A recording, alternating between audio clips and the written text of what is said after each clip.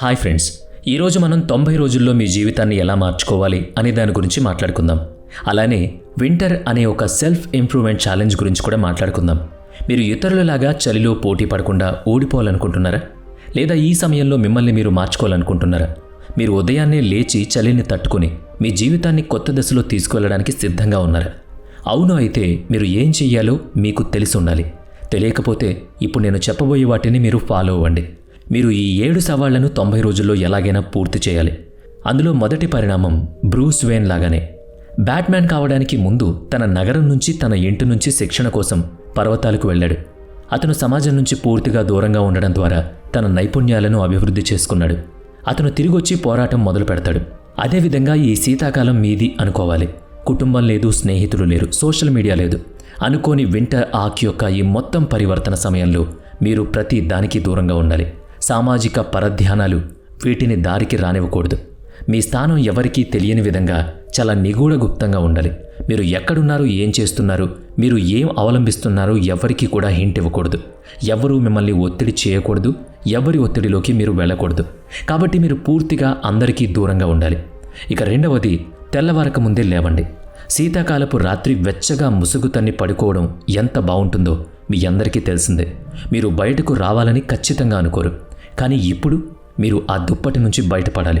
అది కూడా సూర్యుడు ఉదయించే ముందు, ప్రపంచం నిద్రపోతున్నప్పుడు. మీరు లేచి మీ పనిని ప్రారంభించాలి. మీరు ఉదయం 5 గంటలకు లేవాలి. మీరు అనుకుంటే మీరు 4 గంటలకు కూడా లేవచ్చు. అది మీ ఇష్టం. సూర్యుడు ఉదయించే ముందు మీ కళ్ళు తెరవబడాలి. సైన్స్ కూడా చెబుతుంది, ఉదయాన్నే లేవడం ద్వారా మీ శరీరం యొక్క క్లాక్ రీసెట్ అవుతుందని. మీ మనసు క్రమశిక్షణ వైపు అడుగులేస్తుంది. మీ బద్ధకం హుష్మటాక్ అవుతుంది. అందుకని ఉదయాన్నే లేవండి. మూడవది, ఎంబ్రాస్ ది కోల్డ్. ఇది వింటర్ ఆర్క్ యొక్క అత్యంత కఠినమైన భాగం, కానీ అతి ముఖ్యమైనది కూడా. దీని ఉద్దేశం ఏంటంటే మిమ్మల్ని మీరు పునర్నిర్మించుకుంటున్నప్పుడు ఏ కష్టం కూడా మిమ్మల్ని కదిలించేటంత బలంగా మారదు. కత్తిని కొలిమిలో పెట్టి కాలిస్తే పదునెక్కుతుంది, దానికి ఒక షేప్ వస్తుంది. కఠినమైన శీతాకాలంలో ఉదయం లేచి చల్లని నీటితో మిమ్మల్ని మీరు బహిర్గతం చేసుకోవాలి. అంటే స్నానం చేయాలి. ప్రతి ఉదయం చల్లటి నీటితో స్నానం చేయాలి. ఇది ఒక మానసిక స్థితి. చల్లని నీటితో స్నానం చేయడం వల్ల మీ అప్రమత్తత మరియు మానసిక స్థితి మెరుగుపడేది చాలా పెరుగుతుంది. క్రమం తప్పకుండా చల్లటి స్నానం చేసే వ్యక్తులు దీనివల్ల వారి ఒత్తిడిని నిర్వహించే సామర్థ్యాన్ని పెంచుకోగలుగుతారట. ఇక నాలుగవది, జెన్ వారియర్. మీరు ఇప్పటి వరకు మీ శరీరానికి శిక్షణ ఇచ్చారు. ఇప్పుడు మీరు మనసుకు శిక్షణ ఇవ్వాల్సిన సమయం ఆసన్నమైంది. ఈ 20 నిమిషాల ధ్యానం కేవలం మనశ్శాంతి కోసం మాత్రమే కాదు సుమా, మీరు మానసిక క్రమశిక్షణను పదును పెట్టడానికి ఉపయోగపడుతుంది. ఒక యోధుడు తన కత్తికి పదును పెట్టినట్లుగా మీరు మీ మనసుకు పదును పెట్టాలి. ధ్యానం మెదడును బలపరుస్తుందని సైన్స్ కూడా చెబుతోంది. కేవలం 8 వారాల పాటు ధ్యానం చేయడం వల్ల ఒత్తిడి తగ్గుతుంది. జ్ఞాపక శక్తి కూడా మెరుగుపడుతుందని హార్వర్డ్ పరిశోధనలు చెబుతున్నాయి. దీంతోపాటు ధ్యానం సహాయంతో మీరు పరధ్యాసలను నివారించవచ్చు.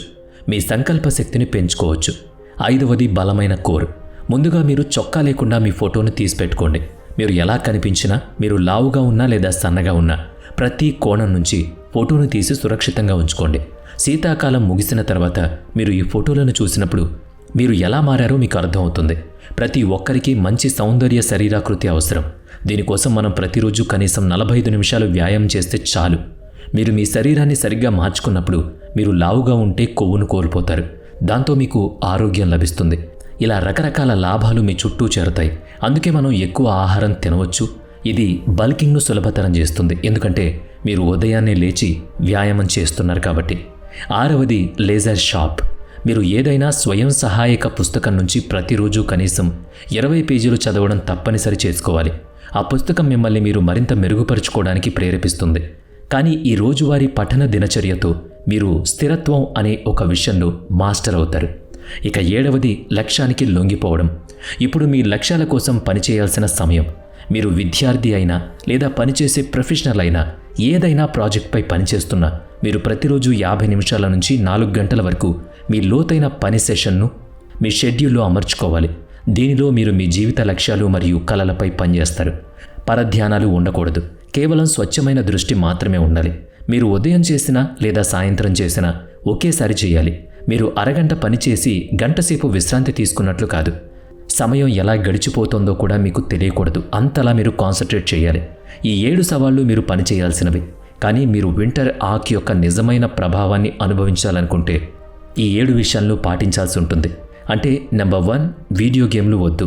గేమ్లు ఆడకండి. గ్రౌండ్లో తప్ప ఫోన్లో అస్సలు ఆడొద్దు. మీరు స్క్రీన్ ముందు వృధా సమయాన్ని గడపకండి.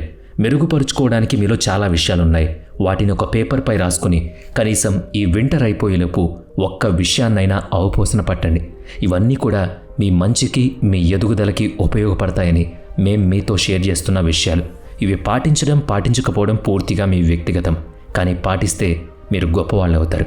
గొప్పవాళ్ళైతే మేం మీకు అందించిన కంటెంట్ 1% అయినా ఉపయోగకరంగా ఉంటుంది.